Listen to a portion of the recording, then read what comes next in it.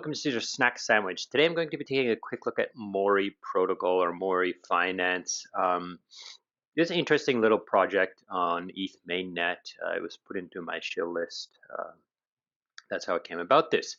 Basically, it's a way to convert ETH into two ETH coins. So there's an ETH S and an ETH C. Okay, I do have a flowchart to kind of explain to you how this thing works.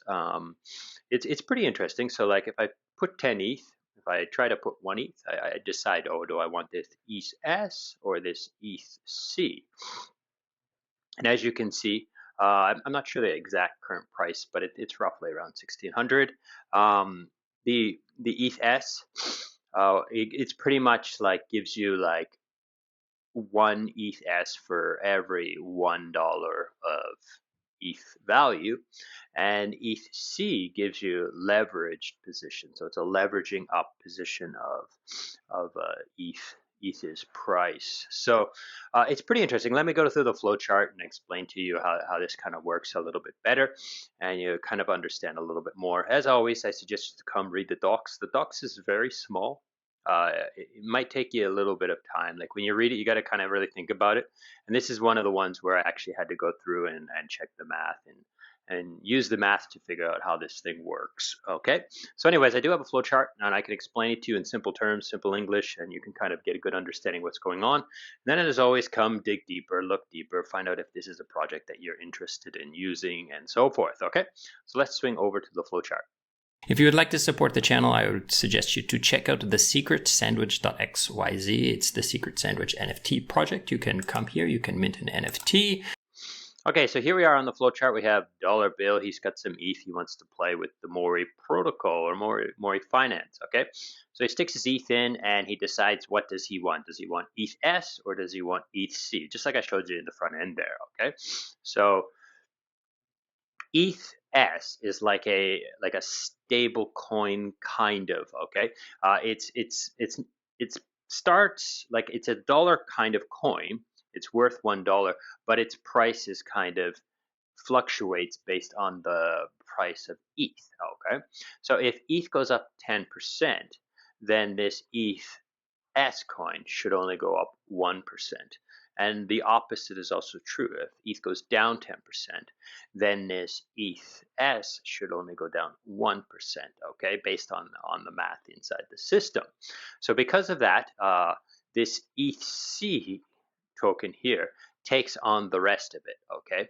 So it can be like basically thought of as a leveraged coin, leveraged ETH price at 1x to 4x. And as you saw in the front end just a few minutes ago, it was around 2.2x at that time. So it all depends on like the math and the system inside, okay? So here is the math formula. You can kind of take a look at it and kind of think about it, pause the video and think about it.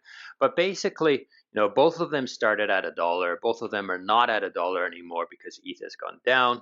But it's kind of like the sum of all of it, okay? So all of the ETH and the value of the ETH at any time inside here is equal to all of these tokens and the prices of those tokens. But as you know, the ETH S token has limitations on the price. So the ETH C token takes on the rest of that price movement in order to create an equilibrium between the amount of ETH in here and the amount of and the price of that ETH. Okay.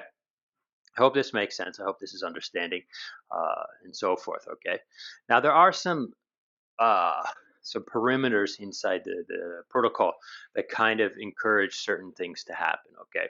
So if there is too much, let's say everyone's choosing to do ETH S, right? Because it's safer, right? So let's just do that, right?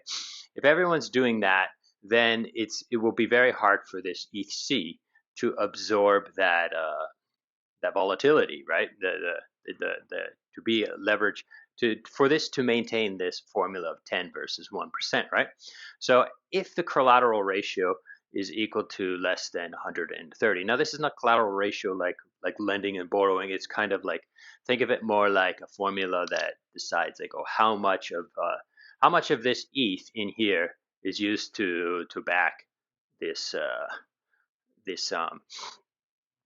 ETH, right? So if there's too much ETH in circulation compared to ETH, then these kinds of things will happen. Okay, so it'll stop the minting of ETH, so you won't be able to mint any more ETH.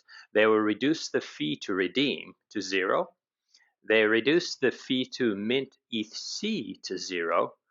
And then if you want to redeem ETH, take ETH out of the system, to use send ETH back into the system and take the ETH out, then that fee is actually increased. Okay, so they want to try to use this to kind of create an equilibrium. Now, if that doesn't stop people and people still keep doing these, creating this imbalance, either minting ETH or redeeming ETH, then the insurance fund will actually buy ETH and redeem that instead.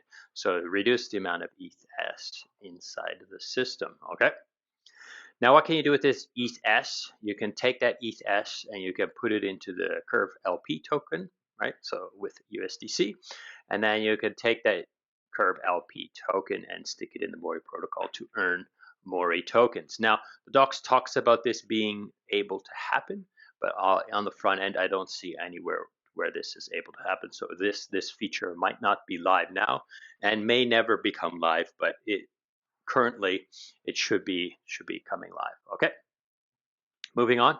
Now, what can you do with this MORI token? The MORI token, you can, of course, there's an LP token, right? You can put it on Uniswap with ETH, right? But the main idea here is you can take this MORI token and you can lock it in non-transferable X position, right? And that non-transferable X position will give you voting rights, as well as give you a boost on any of the LPs that you do put in here. So, the Uniswap LP or this Curve LP, it will give you more MORI tokens, like a boost, okay? Now, the ETH inside the MORI protocol is not sitting there doing nothing, okay? It's not just sitting there idle.